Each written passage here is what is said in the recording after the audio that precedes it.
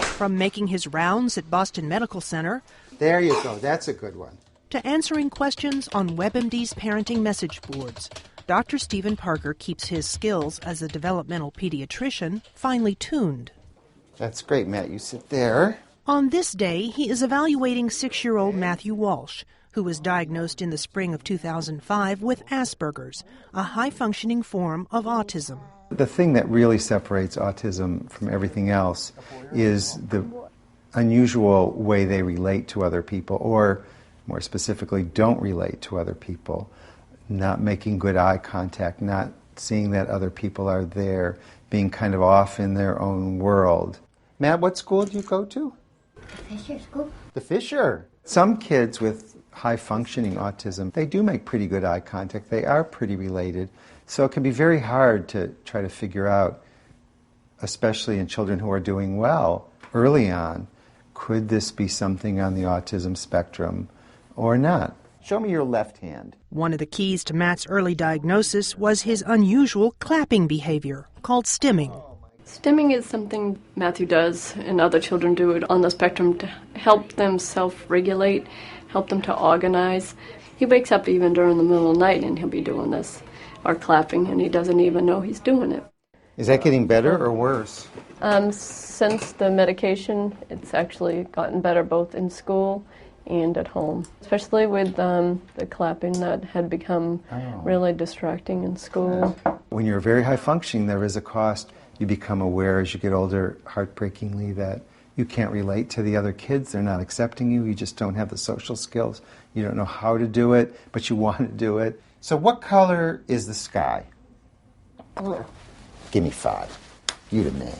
All right. Let me write this down, okay?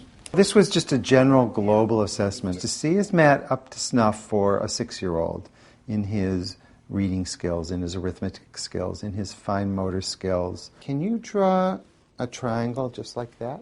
It's a very hard time with sort of visual motor things. Handwriting is likely to be a big issue with him. Can you read these words? What does that say? R. You're sounding it out really good. Car. Car. Man, that's very good. Although he's maybe a little behind many 6-year-olds, there's no question he'll be a reader and will be able to read. How are an apple and an orange alike? We both eat them. How'd you get to be so smart? What you want the child to say is fruit, because that's a category, so it's a kind of higher level. But Matt was very concrete, so they're both good to eat. But what we're looking for is more conceptual. So I think he's pretty concrete, and categories and higher order things are going to come slower to him. But he's bright, and they will come. Now, this is going to be a hard one, okay? You ready? Yeah. I'm not a neuropsychologist. I don't do as detailed exams as many. The exam is a way for me to interact with the child. So when I'm working with Matt, I'm watching. Is he making eye contact? How is he relating to me?